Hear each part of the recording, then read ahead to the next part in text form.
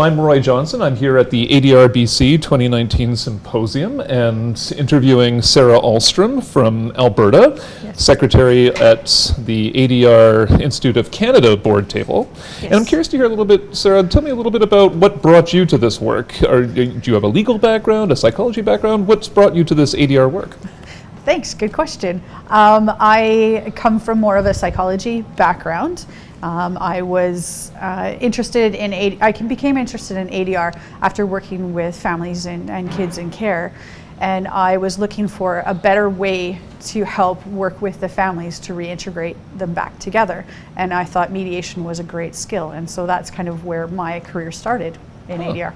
Interesting. So, and you're primarily a mediator. Do you do any arbitration? What type of ADR services do you provide? Okay, so because I'm really committed. So I started off in mediation. So I'm a chartered mediator.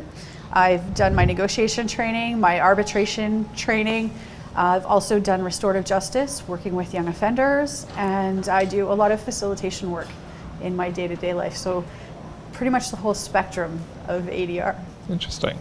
And tell me a little bit about those designations. So when you started off thinking, I'd like to do this work, I'd like to help kids, what led you then through the designation process, and how has that helped? How has that affected your career? It has, actually. So as you learn more, you know more. And so I just got more and more excited about mediation and about working with people in a different way, in a more collaborative framework. And so then I wanted to take all the courses that I could, which then got me my mediation certificate, which in Alberta, mediation and negotiation were run together. I started taking my training back in '97, so that's when you were 10. I started when I was 12, if you want to do the math. So mediation and negotiation training were kind of put together. So I got my certificate in conflict management, and then that was back in '99. Then I decided that I wanted to learn more about arbitration, so I got my arbitration certificate. And then, of course, as you get more into practice, so I worked in a variety of different areas to be able to get my chartered mediation designation in 2004. Right. Wow. Quite a career trajectory, and it sounds like you're a conflict resolution groupie. Like you're into it all. Yes, I'm all in. I'm a convert. I drank the Kool-Aid. I'm all the way in, and so I really quite enjoy it, and think that this is an extremely powerful field to be in, and it really changes lives. So tell me now, so after that career trajectory of your professional life, you also do this volunteer piece now with the ADR Institute of Canada. You're on their board. Yes. Tell me a little bit about the relationship between the national body and the affiliates. How does that all work? So that's where it's interesting, because I've been a member of ADRIA, so the ADR Institute of Alberta, since '97, and ADRIC. As I kind of worked in my practice, I ended up working in a variety of different areas, from doing parent-teen conflict, young offender, community disputes, so the neighborhood, barking dogs, fences, those kinds of things. I worked in the civil claims. Actually, I still do civil claims. And then I was able to actually be one of those lucky people that I've been able to have jobs coordinating mediation programs. And then, of course, now that's my full-time job, is actually working with municipalities. So that is kind of my connection, actually, is through being a government representative. I'm actually an affiliate rep, or not an affiliate rep.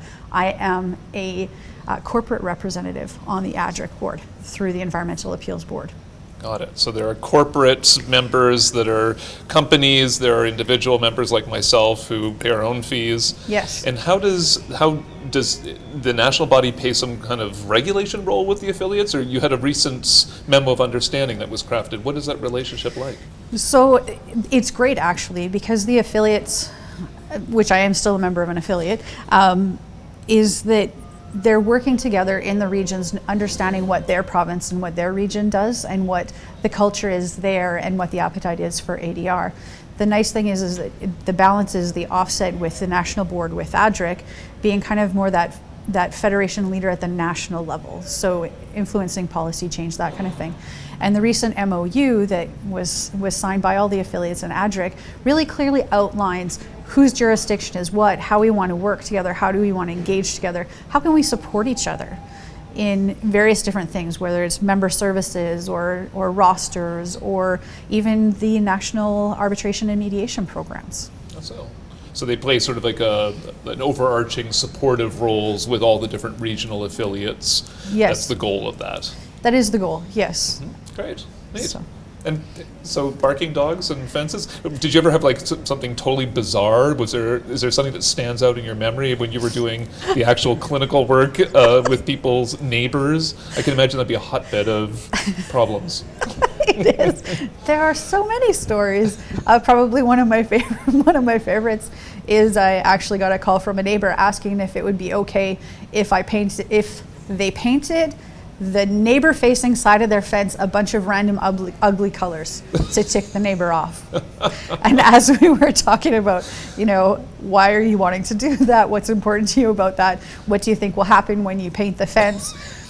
We kind of came to the place that probably instead of painting the fence, she should actually talk to her neighbor. And so then they actually had a conversation, which they were able to work out some of their issues. But it really came in as, I am so angry and frustrated. The only thing that I can think to do is to paint my fence ugly colors to annoy you. Well, I suppose that's more subtle than painting something like a middle finger on the inside of the fence or something. That was a little bit more creative. Yes. Tell me now, from all of that experience then, if you were advising ADR practitioners entering in or new folks who are just getting into their careers, do you have any tips or suggestions that might be practical for new ADR folks? Yes, I do. I get asked that fairly regularly. One of the things that really helped me at the beginning is I got myself involved as a volunteer with a bunch of different community organizations. And from there, I was able to not only get experience and learn from other practitioners out there and the benefits of mentoring, but also I was able to kind of find out what areas was I interested in. Because I didn't know. I thought, once I took the mediation training, I thought, you know what? I want to be a labor relations negotiator. That's what I want to be. And then you start working in that area. No, that's not what I want to be. So then not for you. So then you just really try different areas and take advantage of the skills that other people have. Excellent advice. Thank you, Sarah, for spending some time with us. And of course, ADRBC and the ADR Institute of Canada are always welcoming new volunteers to participate. I want to thank you for your time. Thank you for joining us at the symposium. Thank you, and thanks for having me here.